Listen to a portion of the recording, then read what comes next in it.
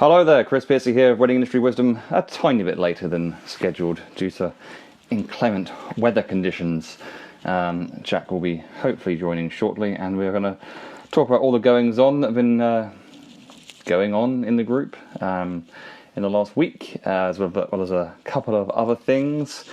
Jack is now watching. I shall invite... Well, he's asked to be on camera. I shall approve. Keegan's watching as well. Hello, Keegan. How you doing? Any questions that anyone's got, then send them across. Hello. Hello. Apologies for my having to... I was about to go live, and then I nearly couldn't, and then I could, and then it's fine. You said inclement weather conditions. I heard you say that. Do you want to tell them it was actually because your phone didn't have enough power? No, it's because I nearly went to pick up Nat from her work, which is about a minute's drive away, and then she said she was going to walk back anyway. So right, my battery's on 58%, and I feel confident that that is enough. So more confident than I am. Okay, we'll see how it goes. I can always unplug my headphones and plug in my charger if the worst comes to it, but I think we'll be okay. Well, you've got to edit it, so it doesn't bother me. No, I did the last should we get on with this? I did the last one. Oh, so whatever. Fine. Okay. Yeah, you wish you hadn't said that now, don't you? Okay, I am... well, I'm nearly ready to go. My microphone's trying to escape. 1 second. Just playing... That's better. Okay. There we go. I am good to go. Hello and welcome to Wedding Industry Wisdom. My name is Chris Piercy, joined always by Jackie B. Brister. Don't ever do that again, please. Jackie B. Brister. Also, it doesn't make sense for a start. Jackie B. Brister. Well, it's if you were a DJ, that would be your name. So my friend came up, I say friend, someone I know, came up with my kid's magician's name. It would be Wacky Jack. Or Wacky Jackie, I can't remember. That'd also probably be your name in prison. Probably, yeah. But what is your middle name? that doesn't matter. Oh, it definitely does now. Does that mean No, it's my middle name's Aaron. Spelled Aaron? like Aaron, but with the second A is an E. Oh, what's the It's Irish. reason? Don't ask, 'cause I've not got any Irish heritage apart from my middle name being Aaron. Well, we have learned something today. So your initials are Jab. They are indeed, yeah. So now, of course, I have to ask because I feel like I need to. What's your middle name, Chris? Not that I care, but It's Michael. so boring and normal, isn't it? Yeah. After my deceased uncle, so thanks for that. I love making you feel awkward. Ben Kelly says, "What happens in these lives? We chat shit, basically. No, we basically do. We have so much of live training. This particular one, we're going to be discussing what's been going on in the group in the last week, kind of like a summation. We're also going to be talking about helpful business apps. Summation, is that a word? Yes. Okay, I've not heard it before. We like to pop on Google and type it in. Yeah, go on. I'm going to try this. Okay, just in case I've made up a word. Summation. So, yeah, in maths it's a word. I mean, I see the context in which you've used it. It's wrong, but it's the process of adding things together. It's like that's what we're doing, adding all the things together, a summation. Right, okay. I would have used it in the context of summarising everything, but... Do you realise how much time of these lovely people's time you wasted already? Okay, come on, carry on. Do what you're doing. And we're talking about useful business apps you may be worth looking into, and we're also going to be talking about whether you are working with or against other wedding suppliers. Yeah, I've all of a sudden decided I don't like Denise very much because she says you're right and using it in the right context. What can I Well, there we say? go. So let's move us straight into. Do you want to talk about what's gone on during the week first, and then we'll move into some of the other topics we want to discuss? Can I discuss something else first? Okay, go Um, just an open question to anyone watching. Um, why is Jack grumpy today? on. It's my birthday this week. Oh, okay. Is that why you're Obviously, grumpy? you knew. Obviously, you knew that. I got you out of trouble with your partner. You did, yeah. Um, but there we go. Yeah, So we'll swiftly move on from that. So Ben's enjoying the fact that we've just been waffling nonsense so far, which is four nice. minutes, solid. Solid Four four minutes minutes solid of waffle. nothing. Do you wanna talk about something useful now? You can go. So this has gone from absolute nonsense waffle to probably the most boring thing we're going to talk about. Chris, you put a post up on Tuesday Hmm. about the most boring Facebook video that you've ever done ever. About Yes. do you want to talk about it? Yes, I do actually, because I do feel like there's a valid point in that. Because one of the biggest things I think people say or have trouble with, I'm going to try and open a drawer without ruining literally the whole world, just so I can get this out. Oh, do you want me to? I've got mine, so I, mine's just here. we have one. Ooh, look at this. Oh, Ooh. ooh. Yeah, one of the biggest problems that people have within business, wedding business particularly, is getting over this idea that they are just a DJ or whatever. And if I'm a DJ and I charge £500 and Dave's Discos down the road charges £150, why wouldn't I just book Dave's Discos because I'm going to save myself 350 quid? That idea of being able to show quality, being able to show class, being able to show additional levels of service, etc., etc., etc. And basically, the video was an example of two different print companies sending me their samples. So one of them I can't show you because it was put in the recycling directly after filming the video because it was just about 30 different bits of paper and card and whatever. So I mean, in one context, it was useful because you could see what business cards look like, what kids' restaurant menus look like, and this and that and the other. But then on the other hand, you've got this. This is a paper sample book from Solo Press, and this is what I really wanted to know because I've ordered new brochures now, and I wanted to decide exactly which type of paper to print on. So I wanted to have that in my hand and go, right, that is 350 GSM gloss. Do I want that? No, that's not quite right. Well, and actually having that in your hand and being able to feel what it feels like, because essentially I think that's such a huge thing. If you hand over a flyer to someone at a wedding fair, and it's like you're handing them a takeaway menu, you're handing them something like, what's this? 130 GSM gloss. Yeah. For those listening to this as a podcast, I made a tongue out sticky face. It's just Technical expression. that's the technical expression. I mean, the 170 is not. Basically, gloss feels cheap, even when you're up to until you get to like 350 GSM. It just feels cheap. And yeah, and this is exactly what I needed. It shows all the different paper types and different finishes and stuff. But that is the difference. They were both sending sample packs to me, and it became immediately obvious which one I was going to go for because I was not very impressed with the one I got from Instant Print, I think it was. Plus, Yeah. combined with the fact I don't think you really got to see this, Jack, but one of the photos they'd used was not big enough, so they'd had to Yeah. stretch it, so all the pixels looked blurred. I was just like, what the hell have you sent me? And then It's supposed to Solo be Press showcasing what you do, and supposed to be that's what they showcasing your, send. yeah, and they sent me a bag of crap. And then Solo Press sent me that is exactly what I need and go, yeah, yeah, yeah, this is the one, and this is the one. That's the cover, that's the inside. Yeah, and that's the great. The key thing to take away is how they put it all together, isn't it? Really, they've made it Yeah, so simple and like I imagine. I've not used instant print. In fact, I was the one who told you to look at Solo Press.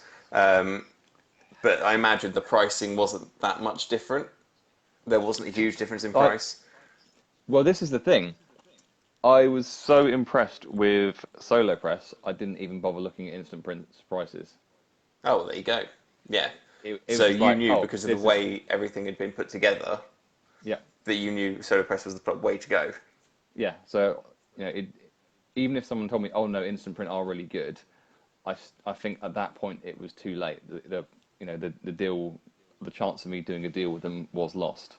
So, yeah, So I think what's interesting there is that even after a recommendation, you would still potentially have gone with the original option. So recommendation, they say, is the best form of marketing because it's coming directly from someone you know. But in this instance, sometimes it's not because well, in this, in this, despite the recommendation being there, they didn't present their product or their service in the most efficient way, and so you've decided to go with someone else.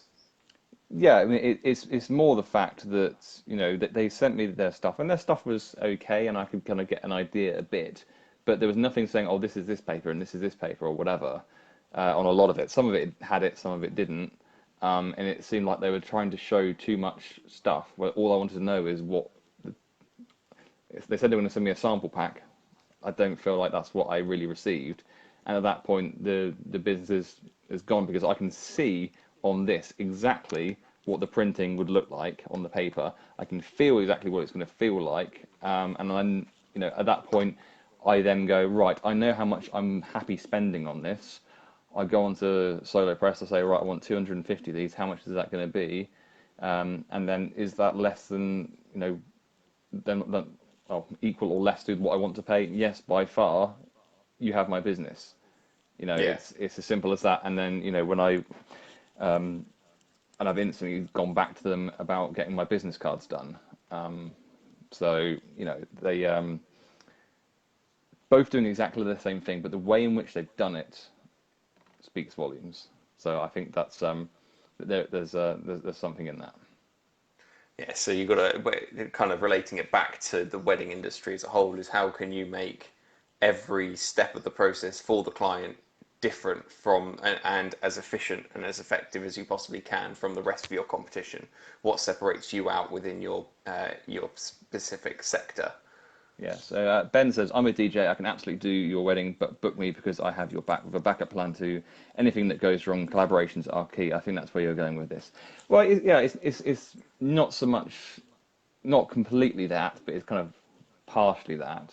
It's like if you charge, I think what's important is knowing why you charge however much more than someone who apparently does the same job as you, and feeling utterly confident and standing by those prices.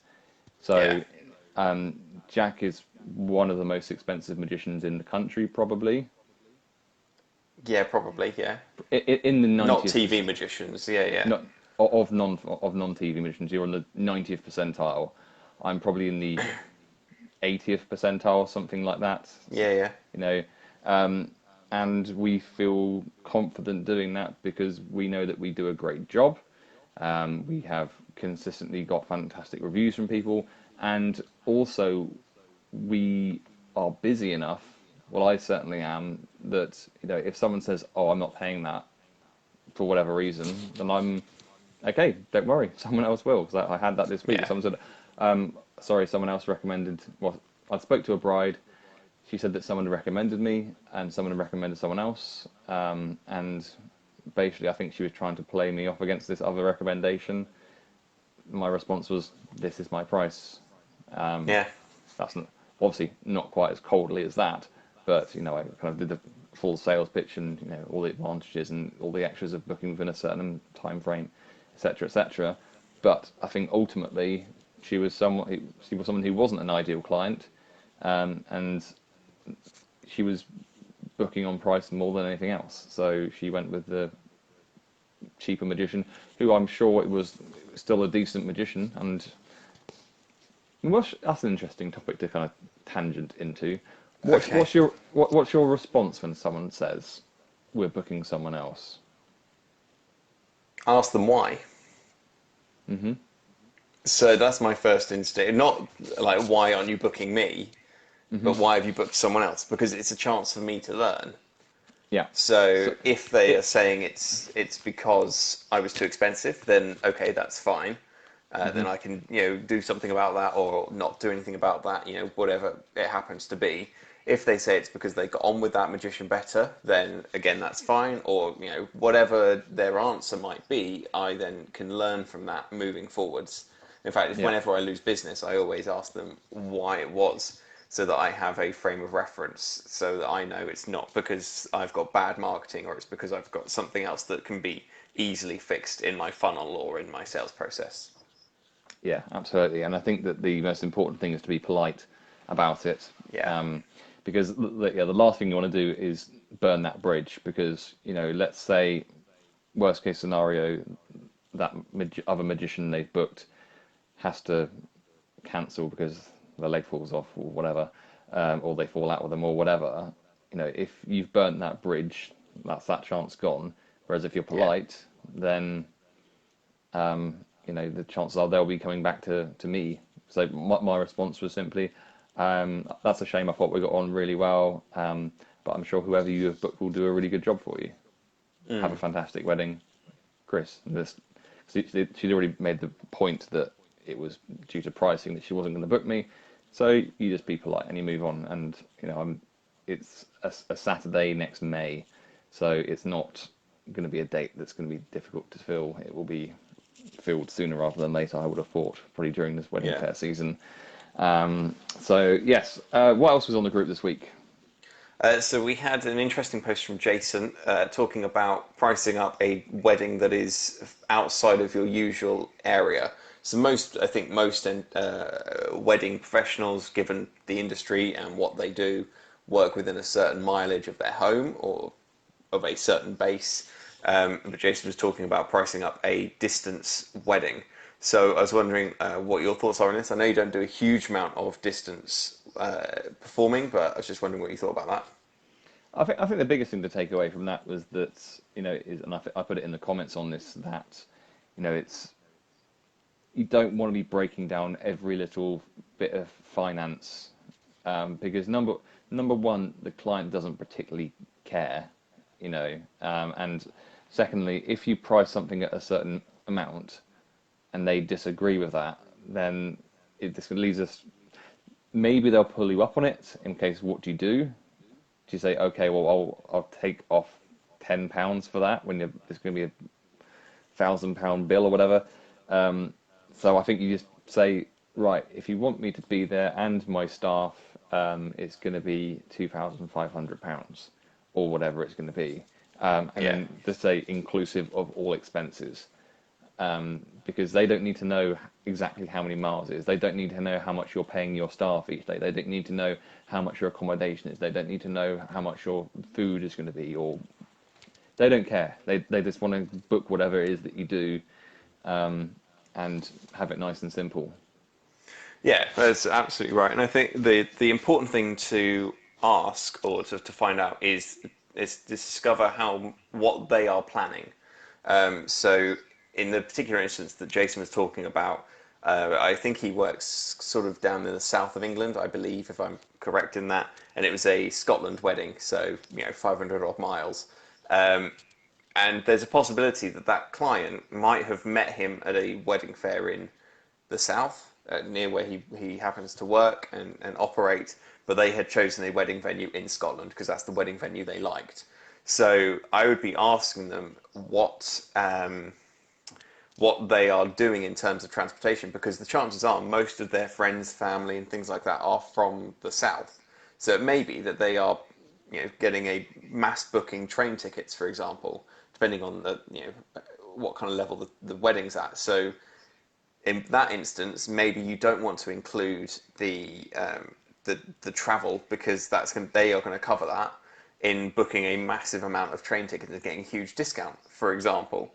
And equally, the same applies for flying as well. If you're doing a gig abroad or a wedding abroad, then usually ask them whether they want to include the flights, or whether you want the flights included in your price, and then you kind of work it out that way. So you find out essentially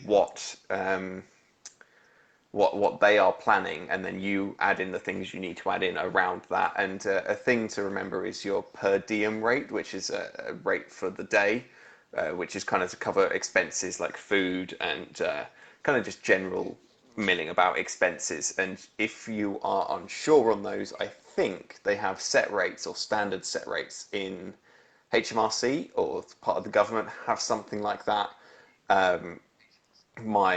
Whenever I do anything that has per diem in them, then it's usually decided by the client rather than by myself. But you can usually find that within HMRC. I think if you Google it, you'll find it somewhere. But that's just a point I wanted to make as well. Yeah, and I think the other thing that, off the back of that, is just making sure that you're aware of what taking a wedding far away is going to impact on the days around it. Does it mean you can't do a wedding the day before? Does it mean you can't do a wedding the day after or a couple of days after? So, you have to take these things on board, because otherwise, yes, you might be charging a good fee for it, but if that's then, counterbalanced by the fact that you've then missed a wedding the day before and after, you could start wondering whether it's worth actually taking it or not. And if it's not, then you need to be thinking about increasing that price to cover that. But that's if you, for example, got an inquiry for somewhere far away for the August bank holiday, for example, on the Saturday, then that means that if you take that gig, you're not able to work on the Friday or on the Sunday, probably. Let's assume it's a far enough distance to mean you can't do that. So, you may go, oh, great, I can charge, I'm going to charge £2,000 for this. But if you're charging £1,000 normally, and you would normally work on the Friday, the Saturday, and the Sunday, you're actually missing out on £1,000 rather than getting a £2,000 booking. So that is definitely something you need to consider as well, for sure. Yep. So I think that's covered pretty well. What else have we got in there? I'm just running through now. Just the. Go on, carry on. I said about the ant on my penis, didn't I? Yes, we haven't got that far yet, though, so we'll leave people on the edge of their seats for that one. Or just leaving because they're wondering what the hell we're talking about. Let it linger. Why not? Yeah. So the next thing that kind of went on during the week was the biggest problem with wedding fairs is ... Finish the sentence. Now, this got a lot of interaction, a lot of people talking about it. Most important one was whether to call it fairs or fairs. It's definitely fairs. I was thinking fairs as opposed to fairs or fairs. So there is that. But there were lots of people coming in with people nosying in, just coming in to have a look and not actually getting married or interested in booking any kind of anything for their wedding. Yeah. I mean, for me, that only happens at wedding fairs which are just open to the public in the middle of a town somewhere. There's no entry fee or whatever, or in a hotel or something like that. Because and then there was some sort of mention about people going around just for the freebies. I mean, I don't know what freebies you get. I mean, apart from the free cake. Yeah, I mean, free cake, free packet of mini love hearts. There isn't really much to go on with it. It's not like walking around a trade show where they're giving away mouse mats and little. Oh yeah, because everyone wants a mouse mat. Yeah, I've seen them, or a tape measure or whatever. Yeah. But like one of the last trade shows I did, people would come over and go, just put all the free stuff in here, and they just gonna go.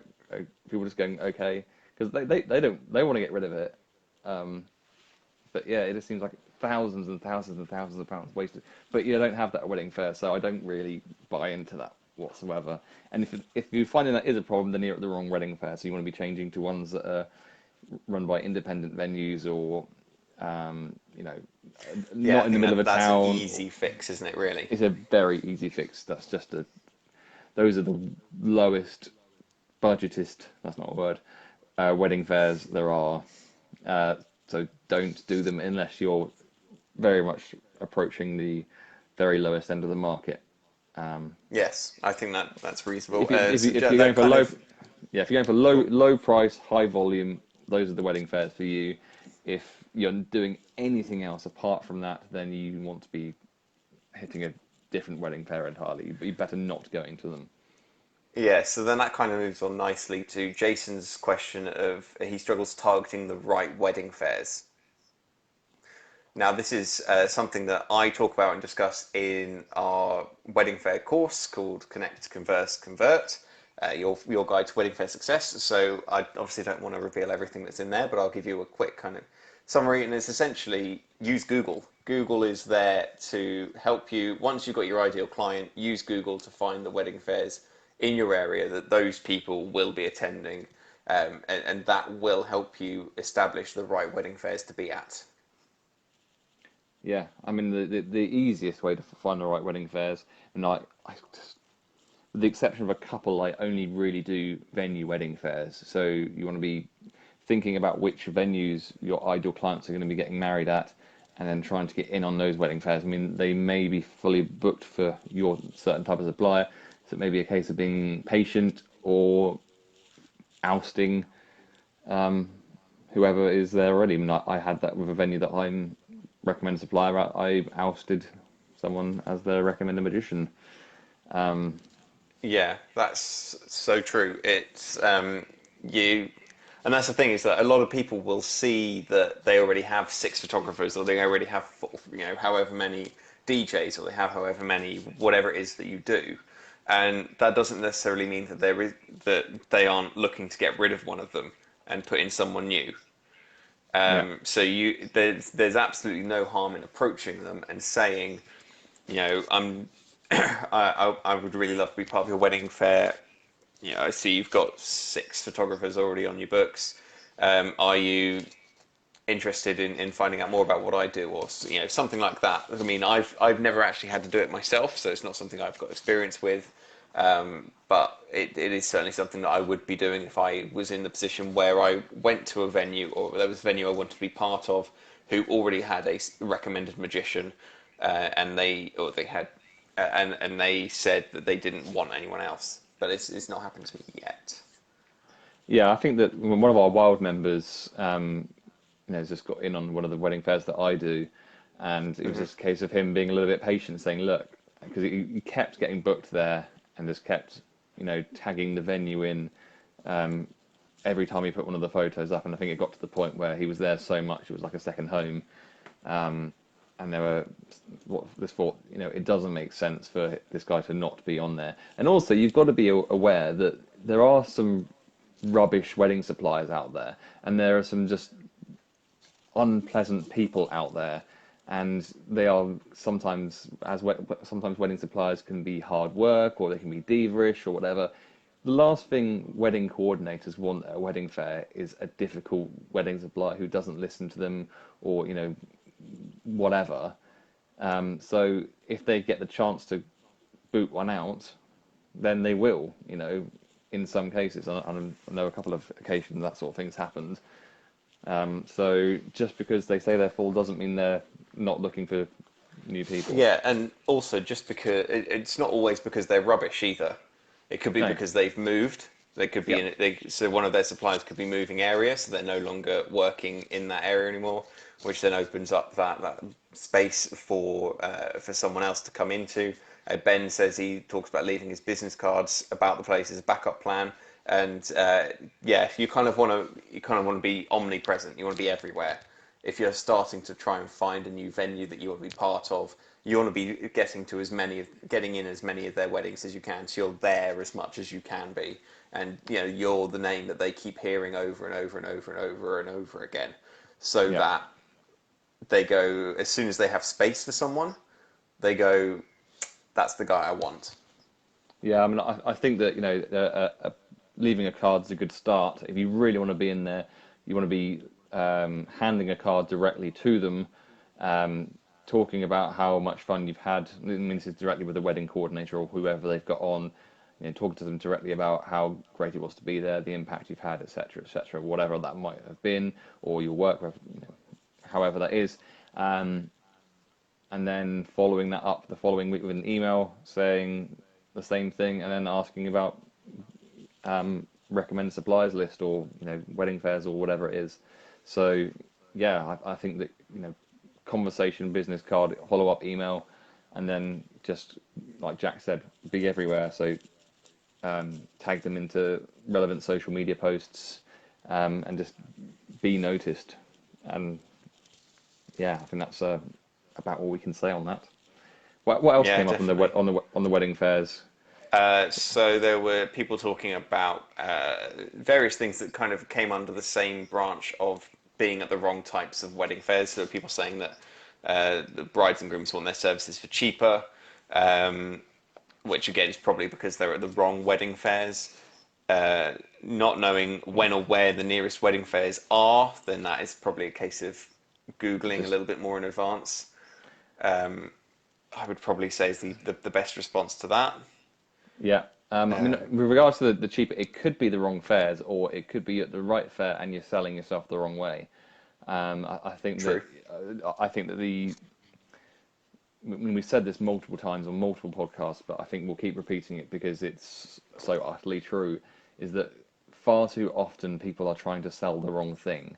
They're trying to sell that they're a DJ, or they're trying to sell that they're a magician, or they're trying to sell that they're a videographer, as opposed to what they should be selling is the problems that they're solving, the impact they're going to have on the day, the feeling that they are going to get, that the clients are going to get by booking whatever service. You want to be selling that as an idea rather than I do card tricks or I make wedding videos, or so you've got to make sure your sales pitch is on point. It talks them through, it future paces, it lets them feel what it's going to be like having you at their wedding before the days even come along. That's what a really good sales pitch will do. I think that's Yep. enough Yeah, said on you, that. you nailed that, definitely. Hi, Phil. Nice to see you. How are you? And then, arguably, the single best and most important thing to consider with wedding fairs and the biggest struggle is, as Mark Waddington said, all of the cake. Yeah, always want to be making sure that you're as close to the cake as possible. It is my Unless number you, one tip. yeah. So yeah, be next to the cake unless you happen to be on a diet, in which case be as far away from the cake as possible. Unless you're on a cake diet, in which case be very close to the cake. Either way, make sure cake is factored into your wedding fair position. Um, Um, then quite a few people are saying that there's too many photographers at the wedding fairs that are already booked, that they are wanting to get into. So we kind of already covered that briefly a minute ago there. yeah, but just to kind of go over that fairly briefly. I will only do a wedding fair if I'm the only magician there, and I think that's reasonable. And I think you're probably the same. Yes. Won't go into that now exactly, but with wedding photographers, basically 99% of people are going to book a wedding photographer for their wedding. So, you do need to have large amounts of wedding photographers because they're only going to be able to do one wedding on a particular day, and they will probably be a wedding photographer at 99% of weddings. So there is plenty of work to go around. So I think on the day itself, if you're competing for a particular date against other photographers, it's important that your stands out. Make sure that you grab their attention, try and get on with them, and make them make them understand what it is that you do that no other photographer there can do, whatever that might be. So whether that's your style, whether that's your personality, or whatever, yeah. Yeah, it's So definitely. I mean, I totally appreciate the point. It is very different for us because we as magicians are not an essential part of the wedding day, as much as we may try and tell people they are. Um, they are an extra thing that gets put on, whereas a photographer is an essential part of the wedding day. So they can have, they'll try and squeeze as many photographers as they can into a wedding fair as possible. So yeah, I totally understand and I feel your pain, and I'm very lucky that I don't have to deal with that myself.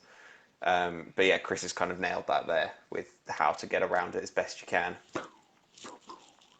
Well done, Chris. For those of you who are listening to the podcast, he just did some air punches.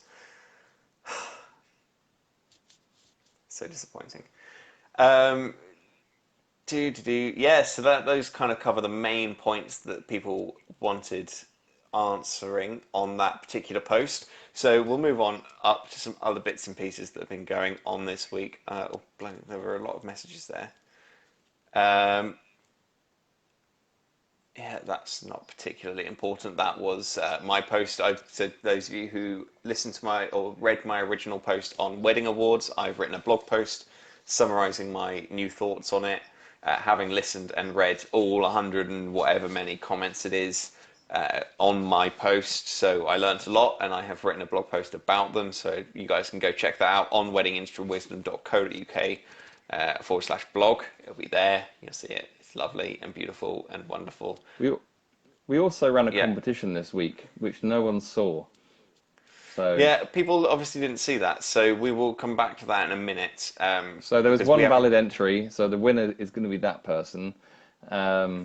Okay, I was wondering whether we were going to give the other person because we were going to give away two, and the other person in that competition already, or in that entry, sorry, already has it because he's a member. So I was wondering whether you were going to give it to the other person as well, but it doesn't sound like you want to, which I totally understand. Well, we didn't need to give him something he's already got. I thought you were going to say we're going to give it to someone else who's listening live. Oh, we could give it to someone else who's listening live if you like. Yeah, we'll treat them to that. That sounds good to me. Okay, so we need to decide how we're going to do that then. That's a really, yeah. Go on, you decide that while I try and find the next thing that went on this week, because I'm going through a lot of comments at the moment. Okay, so the competition was to win a copy of our brand new course, Connect, Converse, Convert, how to have wedding fair success. It is a video unit. It's an hour and a quarter long. It's Phil Taylor says, "Give it to me now." Perhaps if there had been a please in there, then you would have had a more of a chance. So that's Phil instantly ruled himself out there.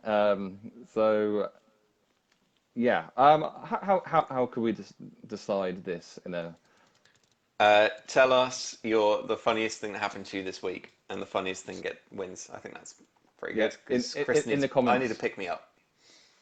Yeah, Jack's grumpy. Yeah. So yeah, whoever has the funniest thing that happened this week. Yeah.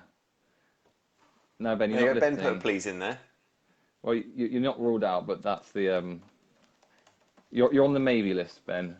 Phil, you're not out of the running, but whoever's had the funniest thing happen to this week can get a free copy of that, and we'll sort that out for you. Is that nearly everything covered? Your post about wedding blogging. Oh yes, people just don't So seem there's to been a have couple of other time. things. Yeah, don't have the Yeah, time. Yeah, that's the main thing. Go on.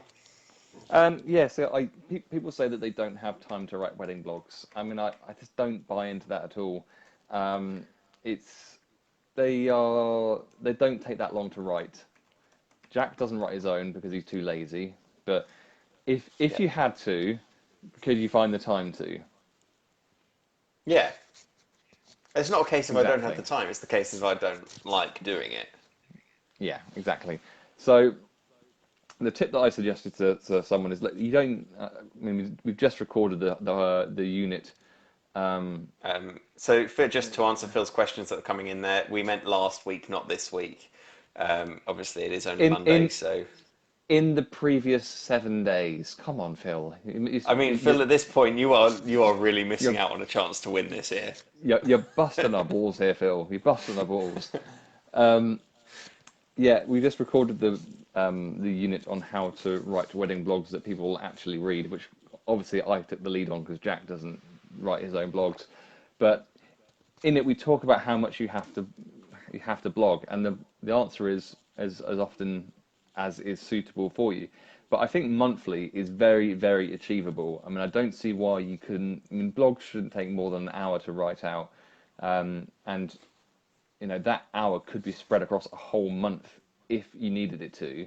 So what I like to do is if I have an idea for a blog, what I'll do is I will make notes on my phone. So I've got Google Pixel, so I'll go into the keep notes thing and I'll just make notes through the week on little points that would want to cover within a blog.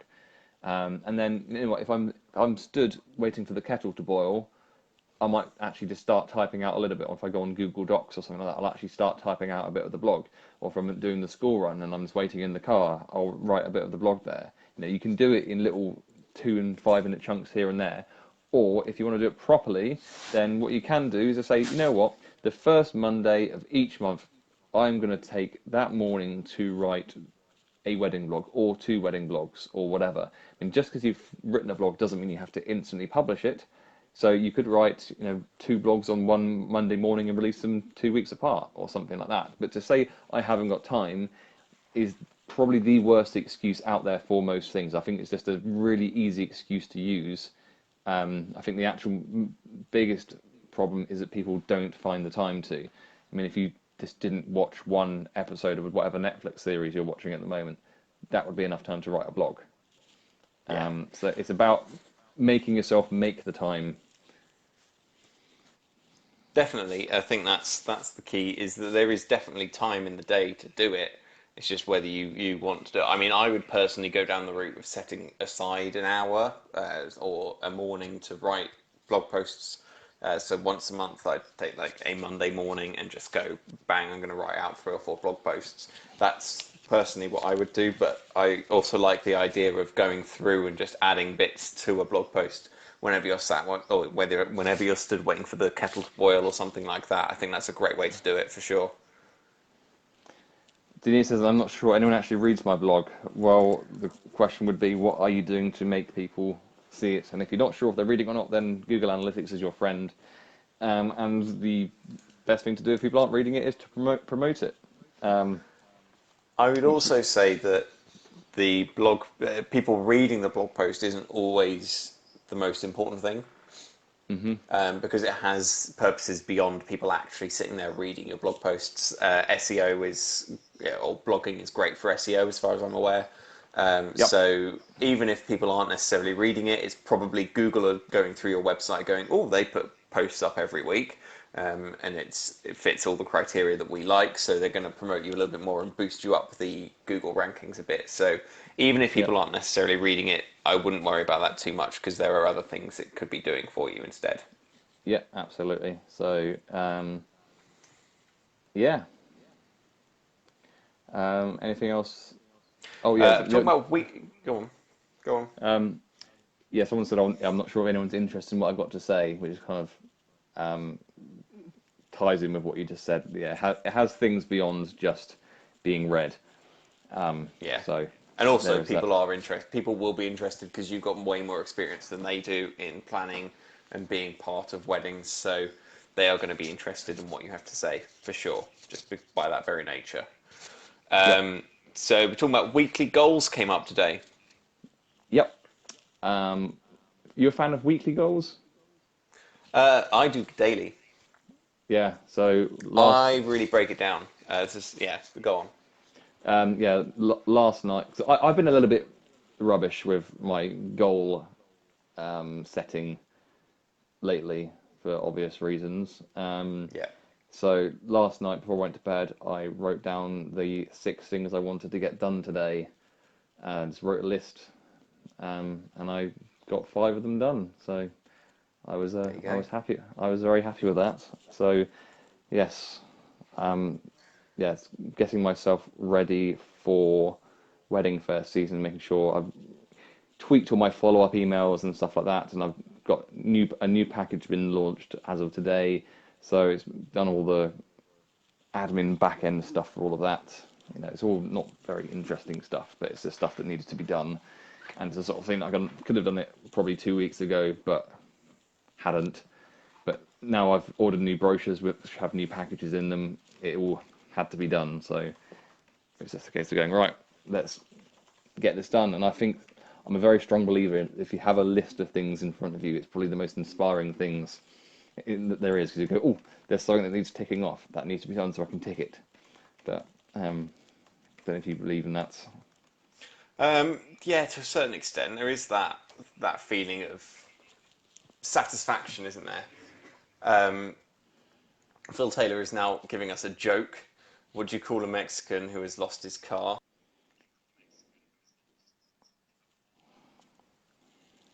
I don't know. I was hoping you were going to come up with a good response for that. Well, we'll see what the answer is. We'll wait with bated breath. I can But barely contain myself. again, Phil, you're supposed to be telling us the funniest thing that's happened to you in the last week. Carlos. I like that.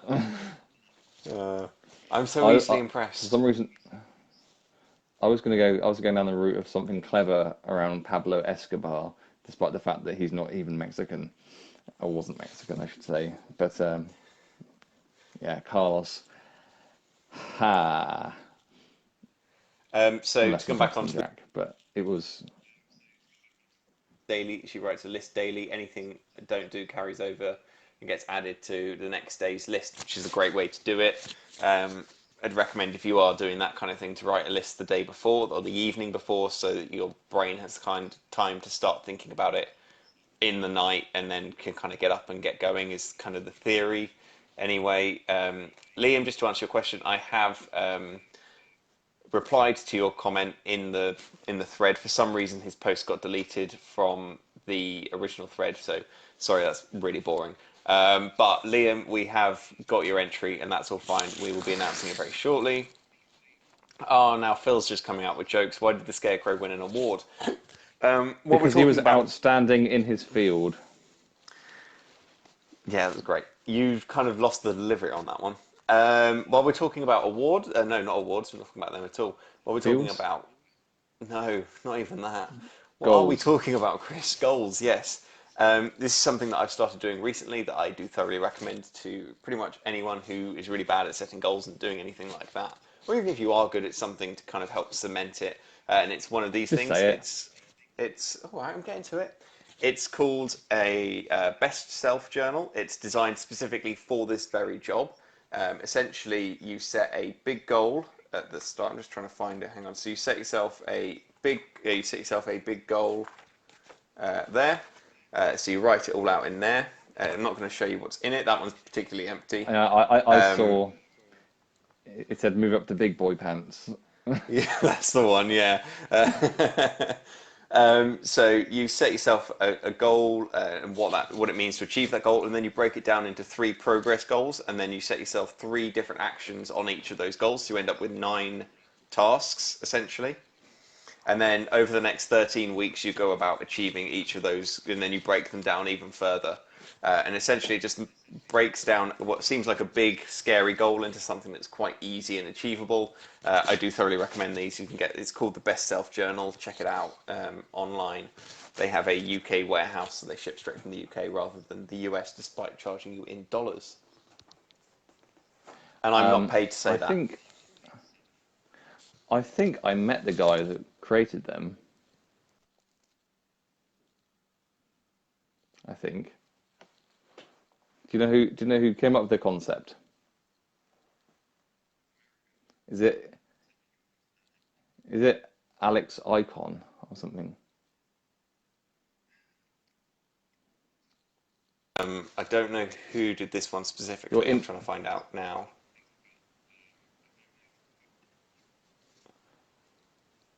Jack is in Norwich, so you have to. Well, I can only apologise on his behalf for his terrible connection. I don't know the answer to your question, Chris, I'm afraid. Okay, never mind. It was not interesting anyway. Phil, I did not kill that joke. The person that wrote it killed it when they released it some 90 years ago. Again, still waiting on an actual answer for the funniest thing that's happened to them this week. If you happen to be the only person who enters, then you will win, because that's how competitions work. But no one's actually entered this yet. So. And this is the problem with awards, Chris. We're not doing that again. We're I'm not past doing that that now. again. We're well beyond that. I've upset Phil. I think that's pretty much all that's kind of happened this week. Do you want to quickly talk about the things you wanted to talk about? Because that's taken quite a while to go through those stuff. Yeah. So, yeah. First of all, I wanted to mention Zapier. How do you Yep. say it? Zapier, but either one is fine because I don't know the right way.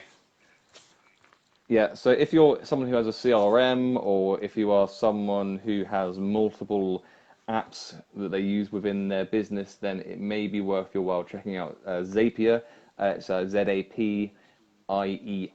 Basically, it is a clever bit of software Yeah. app. It's a website. It's a website. It's a website which allows you to connect different business apps together. So, for instance, I have my CRM, 17 Hats. Now, the one thing that 17 Hats doesn't have, which I really wish it does, it had, but it doesn't, is bulk emailing. Now, the one thing for bulk emailing that most people think of is MailChimp. MailChimp does a fairly decent job at that. So basically, I have now set up a thing so whenever someone makes a wedding inquiry with me, they will automatically get sent. Basically, I zapped between 17 Hats and MailChimp so that as soon as someone makes a wedding inquiry with me, MailChimp will then send them an email asking if they'd like to join my newsletter. So that's my way of keeping people up to date with what I'm doing. So I've done that, and I've added in all of my 2020 and 2021 bookings into that, so they'll be receiving regular updates from me by email. But Lucky you them. can, lucky them. I'm sure they can barely wait. But you use it a lot more, don't you, Jack? Than just Yeah, so I use it to connect a lot of my apps together. Phil has just replied with the funniest thing that happened to him this week was he fell over and bumped his head on the floor. Apparently that hurt a lot, and I'm pretty sure that explains his jokes as well. do it.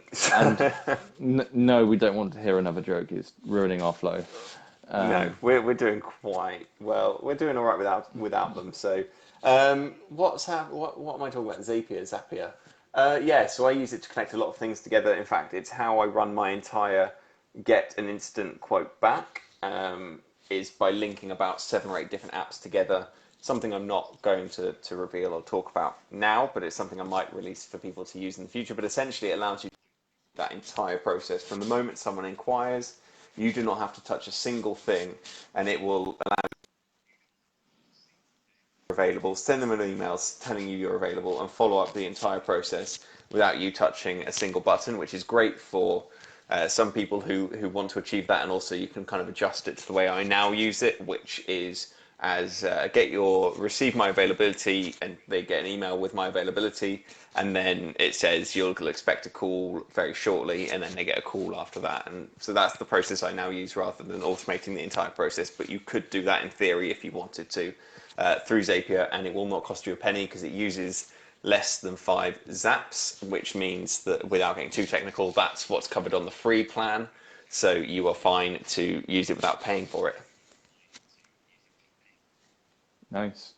Phil has put a better joke, which I feel like we should share. He's left now, Okay. so he's not gonna hear this. Oh, he's back again. I threw a boomerang a few years ago. I now live in constant fear. That's quite nice. It's quite a nice little joke, that. I like that. I can imagine Tim Vine saying that, so it's the Yeah. best I can. Maybe That's he even almost a did. compliment, isn't it? It is. I'm not sure it's Phil's joke originally, but I think Phil feels like we don't like him but it's not. That's not true at all. No, Um, that's not true. No, we love Phil. Phil can we stay. we Just like Phil. don't. We're not so keen on the jokes. No, it's not so keen on not people not saying please. Oh yeah, it was the please that really threw us, wasn't it? Yeah, that was it. Um, So so I'm not sure there's anything else we want to talk about, is there? I wanted to talk, well, I intended to talk relatively in depth about whether you're working with or against other businesses, but I'm not sure we've Should we got do that that much next time. week?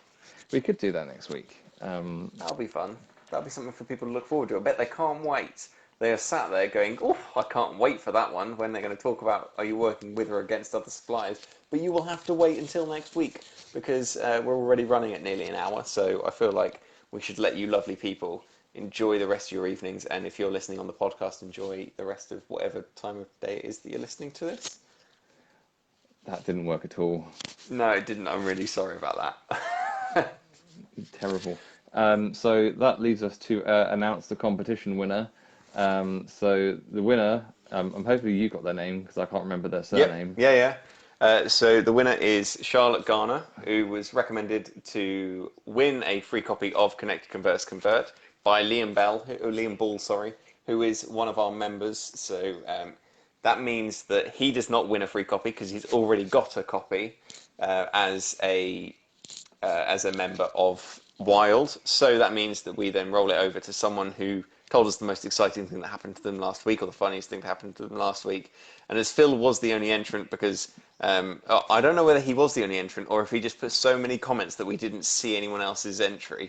Um, that does make Phil the winner of that. So if you want to send us a message, Phil, either to Chris or I, we will send you over a copy. Same goes to you, Charlotte. We'll also drop you a message because I know you're not listening live. So yeah, those are the two winners of Connect, Converse, Convert, your guide to wedding fair success. Yes, and that was this week's episode. We will be back next week, same time, same place.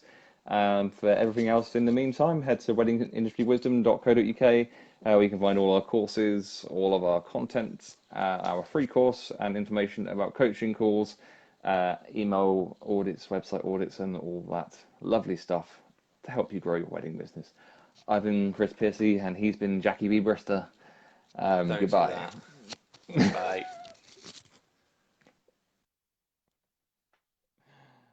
Jackie B. Brister.